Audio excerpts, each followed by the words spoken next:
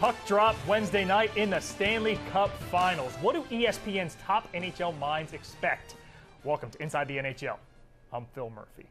The Tampa Bay Lightning, your Stanley Cup champions in 2004, host the Blackhawks, champions in 2010 and 2013 in Game 1 of this series, Wednesday night in Tampa. We first welcome in ESPN NHL writer Scott Burnside to discuss what could be a budding dynasty in Chicago. Scott, how much has Chicago's run this playoff surprised you with the winning culture the Blackhawks have established in recent postseasons? Yeah, I guess when you take into account the winning tradition in Chicago, you go back to 2009. Since that time, they've appeared in now at least 5 Western Conference Finals. Of course, won 2 Stanley Cups, one in 2010, one in 2013. I will say I was a little bit surprised this spring, though, especially against the Anaheim Ducks in the Western Conference Final. The Blackhawks were up and down a little bit against Nashville, swept Minnesota, but the Ducks were rolling into that Western Conference Final. Very physical, hard forecheck, deep, fast team. And the Blackhawks, especially along the blue line, really relying on only 4 defensemen. But at the end of the day, in a Game 7 on the road, it was guys like Jonathan Toews, the captain.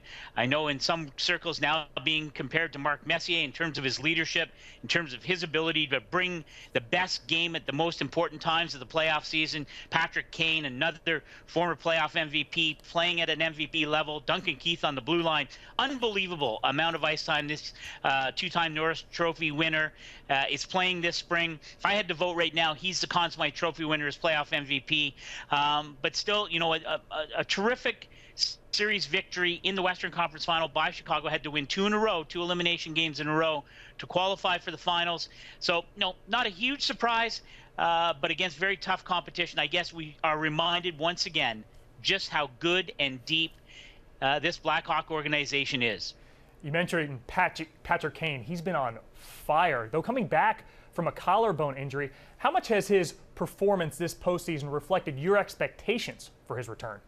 I was talking to a top NHL executive during the Western Conference Final, and we were talking about the Blackhawk team and how they're formed and how teams have tried to derail them. And he said, at some point, you have to play the game. And the game is skating and passing and shooting and scoring. And the Blackhawks do that consistently better than almost any other team in the NHL. And then he said, there's that guy, number 88, Patrick Kane. There is no other player on earth like him. And I think he was talking mainly about how Patrick Kane, ever since he came into the NHL as a scrawny 140-something pound skinny kid out of junior, he has consistently saved his best for last. Of course, scored the game-winning goal in 2010 in Game 6 in overtime to win a cup for the Blackhawks. He has won a silver medal for the U.S. He was a playoff MVP in 13 when they won a Stanley Cup, and he's been very, very good this playoff year. As you mentioned, he had a broken clavicle. No one thought he would be back in the lineup until well into the playoff season. He hasn't missed a game, and he has been absolutely dynamite. He's within a point of the playoff scoring lead, and you know that the Tampa Bay Lightning are watching very closely what Patrick Kane does starting in Game 1 Wednesday night. I want to turn attention to possibly the most important position on the ice, what could prove so in the series, the goaltending. Corey Crawford had a rough first round, but he's been reliable since. What are your expectations for Crawford in the series? Yeah, it's been interesting to watch Corey Crawford this year because, as you mentioned, he wasn't all that good to start against Nashville, gave way to Scott Darling briefly, then came back as a starter towards the end of the first round and has really rolled since then. There were a couple of moments in the Western Conference Final against Anaheim, and you hearken back to his play in the Western Conference Final a year ago against the Los Angeles Kings, a series the Blackhawks lost in 7 games at home. Corey Crawford gave up 25 goals in the final 6 games of that series. He just wasn't very good. He has been rock solid for this Blackhawk team. It's interesting. You've never heard, there hasn't been one single storyline this spring. Does Corey Crawford get enough respect? He's got lots of respect. He's got a Stanley Cup ring. He's going to be very good for this Blackhawk team in this final series. He's probably not going to steal a series for you, but the Blackhawks are counting on him not to lose them a series. Certainly he's shown no signs of that through this playoff run so far. Scott, it's time for you to put a stake in the ground. Make a prediction. How do you see this series playing out? Well, I started out strongly this spring. I was 7-1 in the first round. I'm only 500 since that, but I'm going to go out with a bang. I really think the Tampa Bay Lightning are poised to affect what would be in many circles an upset, even though they have home ice advantage. This young Tampa Bay team, I don't think they're flustered at all. They've beaten the NHL's best regular season team, the New York Rangers, by having to do so on foreign ice at Madison Square Garden in Game 7. They're young, they're skilled, they're fast. Their blue line, I don't think, gets good enough credit. And Ben Bishop may, in my mind, be just a little bit better than Corey Crawford, and maybe just a little bit better might be enough to bring this Stanley Cup home to Tampa for the first time since 2004. So I've got the Lightning in 7. He is ESPN NHL writer Scott Burnside. Scott, thanks. My pleasure. We head now to the Tampa area, the Emily Arena, in fact, where we find ESPN NHL writer Pierre LeBrun. Pierre, Tampa was taken to 7 games by Detroit in the first round, but now they're in the finals, and the route there had the Lightning become the first road team ever to beat the Rangers in a Game 7 at MSG. How would you describe their progression this postseason? Well, you know, they've talked about learning from their mistakes, learning from their successes. You know, this is a team that, as a group, as constituted in this rebuild, had not won a playoff game. You know, they got swept by Montreal a year ago, which was also part of the learning experience. But think about what they've done so far. They've beaten 3 original 6 teams, which means you got to play games in intimidating arenas in Detroit, in Montreal, in New York, and they passed all those tests. On top of it, they beat, for my money, the best 2 goalies in the world, in Carey Price and Henrik Lundqvist, to get here. So they are battle-tested. Yes, they're young, they're inexperienced, and maybe on the big stage here it'll take a game or two, but these kids are ready, and they look like they love the challenge when everyone thinks they're not ready for it. Well, it definitely gotten the repetitions, 20 games this postseason. I want to focus particularly on the triplets line. How much of a correlation do you think there's going to be in this series between their success and Tampa's chances?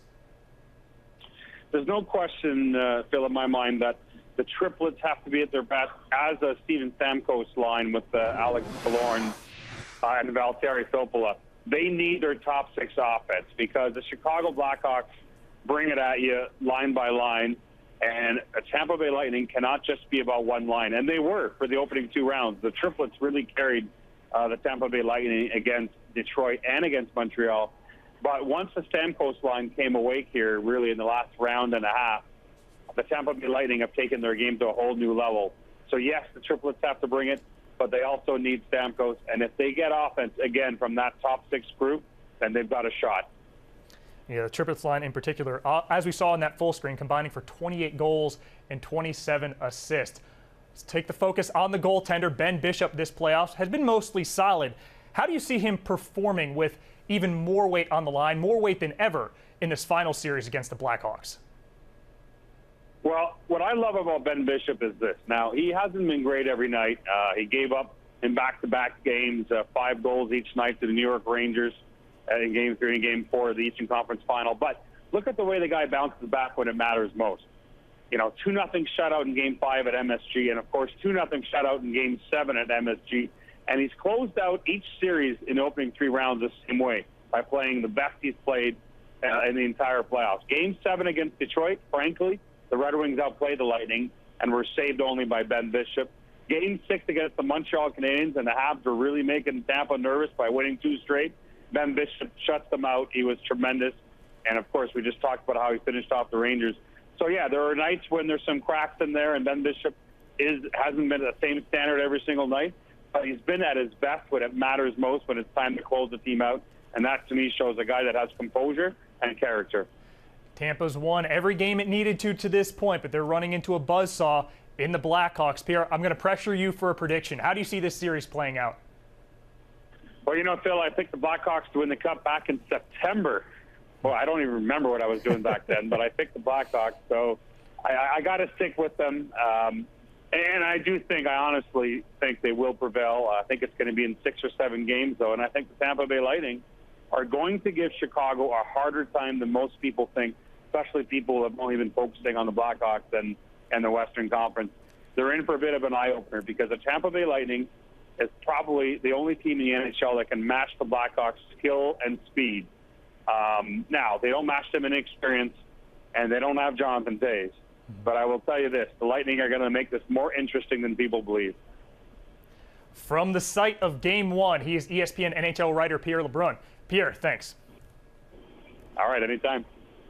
With the Stanley Cup Finals on deck, before you go, we have the top 3 goals of the Stanley Cup playoffs.